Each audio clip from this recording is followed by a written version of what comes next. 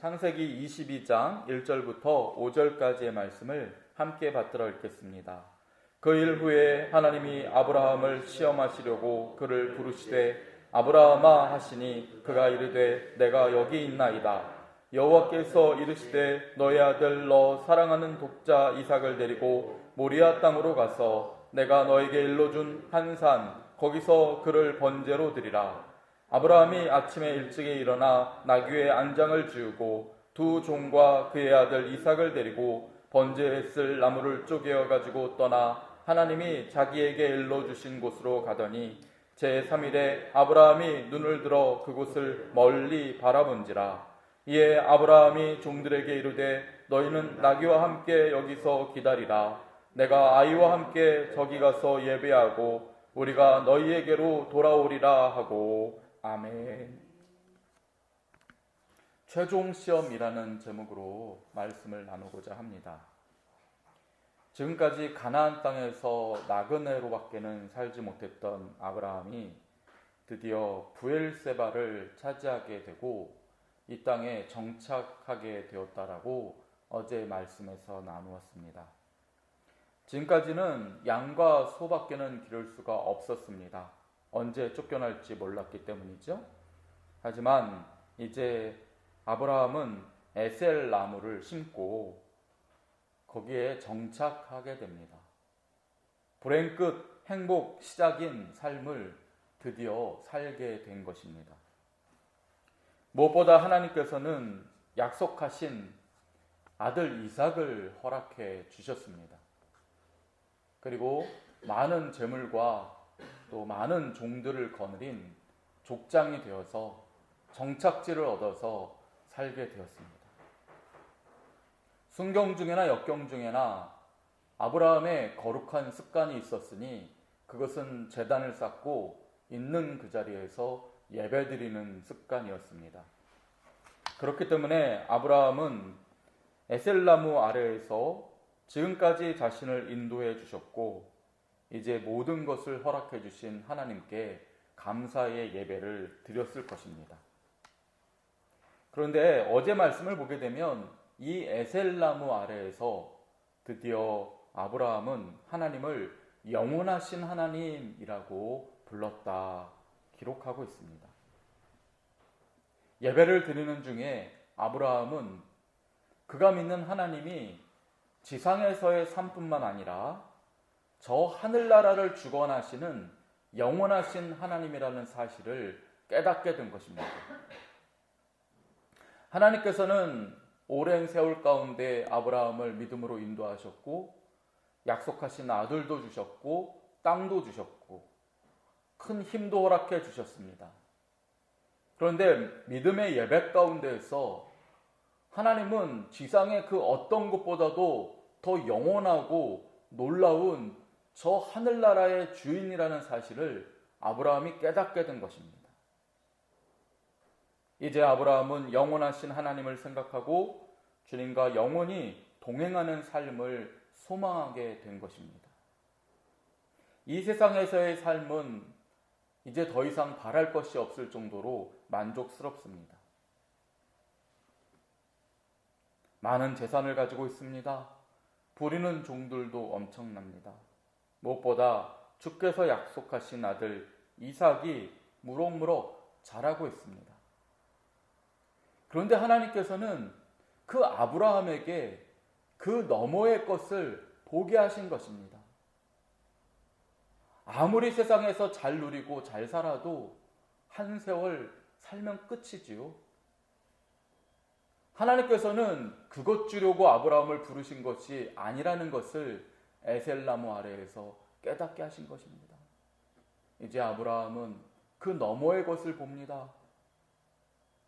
그때 아브라함이 하나님의 시험을 받게 된 것입니다.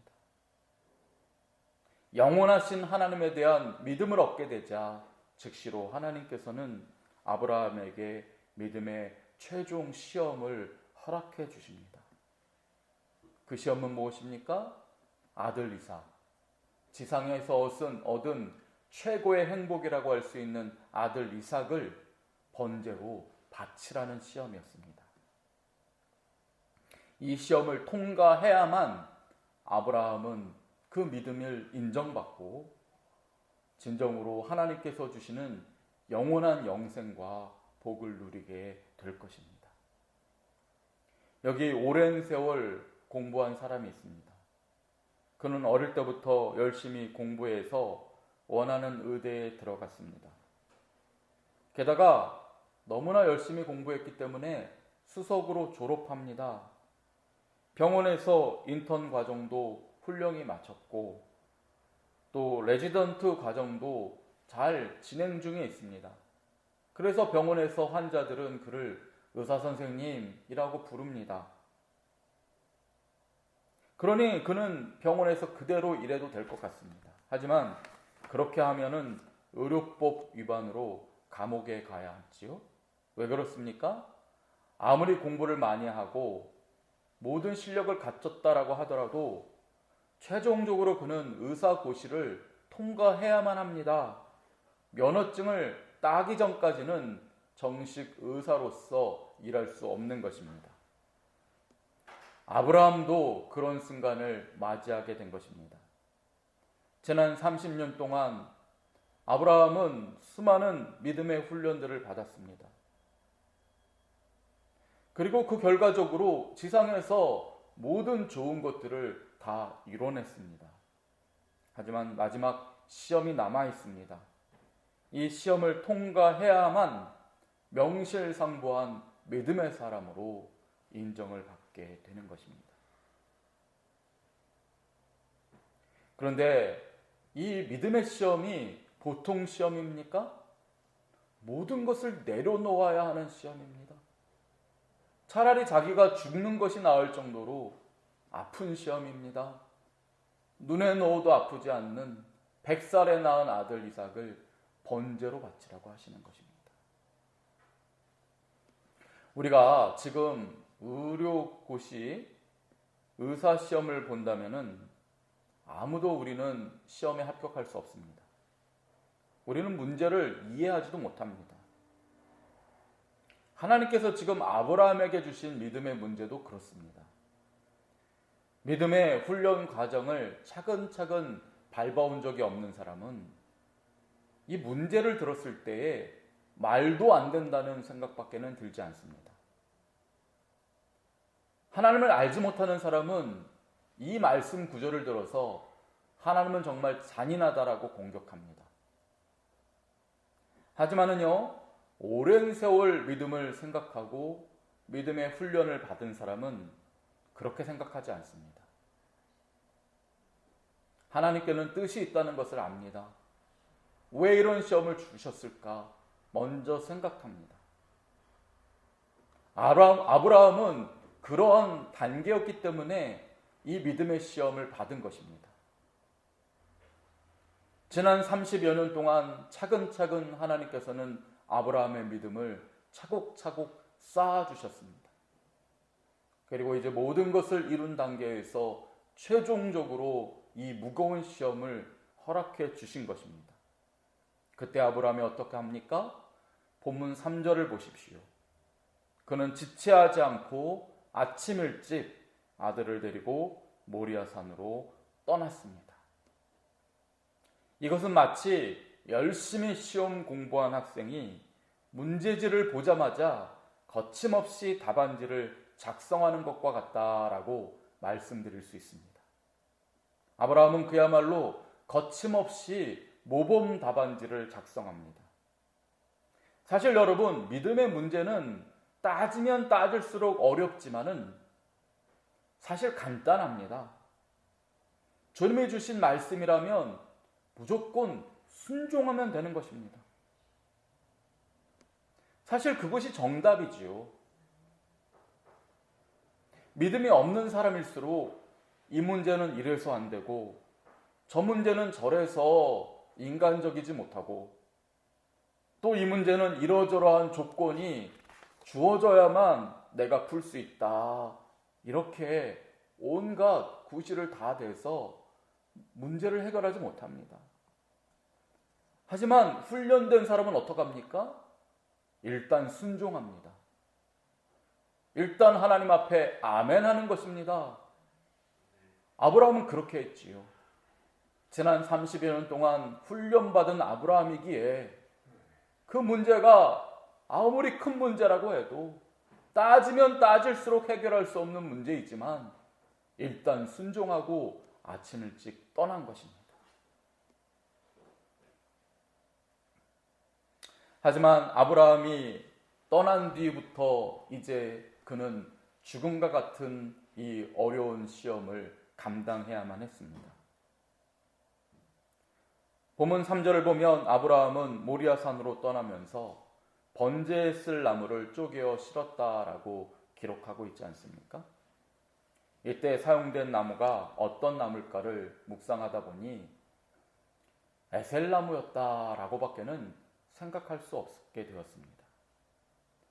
아브라함이 정착한 그 지역은 사막이 근접해 있는 지역이었기 때문에 번제에 쓸 만한 나무를 구하기가 쉽지 않습니다.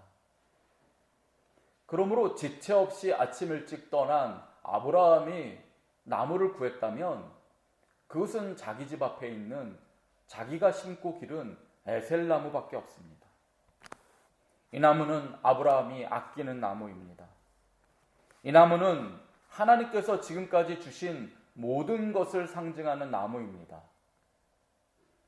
정착지인 부엘세바를 상징하는 것이었고 아들 이삭이 그곳에서 아름다운 인생을 살아가는 것을 상징하는 것이었고 그리고 아브라함이 이곳에서 영원하신 하나님을 불렀기에 자신의 믿음의 모든 여정을 상징하는 나무였습니다.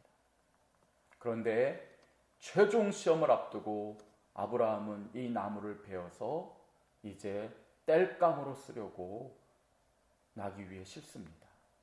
그리고 목숨보다 귀중한 독자 이삭을 데리고 모리아산으로 떠납니다. 그 길을 사흘 동안 걸어갑니다.